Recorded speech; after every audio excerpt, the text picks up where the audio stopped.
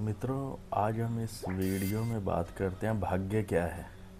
जब हम असल में समझ लेंगे भाग्य क्या है तो ये जितने आके कि बढ़ा देंगे, घटा देंगे, पैसा बढ़ जाएगा, घट जाएगा, हमें उसकी क्लैरिफिकेशन भी हो जाएगी क्या ये संभव है या नहीं है। तो आइए हम समझते हैं पहले भाग्य क्या है। ये तो जिसने भी थोड़ी बहुत ज्योतिष पढ़ी है उसको भी पता है कि 8th हाउस में हमारा जीवन समाप्त हो जाता है।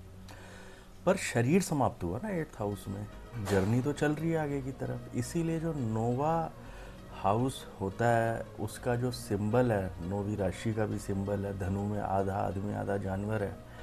उसका एक मतलब ये भी है कि जो जानवर था वो समाप्त हो चुका है और जो मानव है उसकी आगे की जर्नी चल रही है।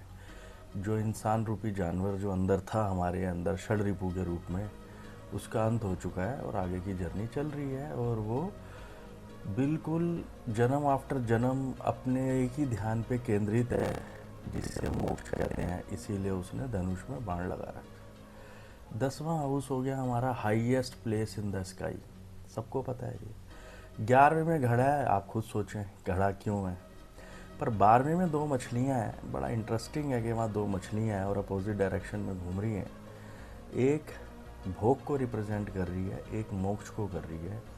जो जर्नी हमारी 8th हाउस से आगे हुई उसमें अगर हमारे कुछ कर्म बच गए, क्योंकि पूरी की पूरी एस्ट्रोलॉजी जो है वो रीबर्थ पर आधारित है कि आत्मा जन्म दर जन्म शरीर बदलती है, इस पे आधारित है। तो जो ये मछली एक भोग है, एक मोक्ष है। अगर हमारे कुछ कर्म रह गए, रेजिडुअल कर्म रह गए हमारे, तो हमें वहीं पे आके लगन में नया शरीर मिल जाता है आत्मा को अपने वो कर्म पूरे करने के लिए। तो अब नेचुरल जैडोएक में कर्म का हाउस कौन है? 10वां। तो 12वें से 10वां क्या हुआ? नोवा। तो नोवा इस जन्म में क्या बनेगा? जिसकी लास्ट बनेगा भाग्य। तो भाग्य और कुछ नहीं, हमारे बचे कुछ कर्म है। तो अब आप खुद ही देख लीजिए कि जो हमारे कर्मों का ही हमारा भाग्य है, तो ना वो बढ़ सकता ना वो घट सकता उपाय से। तो हमें केवल सहना ही पड़ेगा और परमात्मा के आगे सरेंडर करके ही गुजारा चल पाएगा।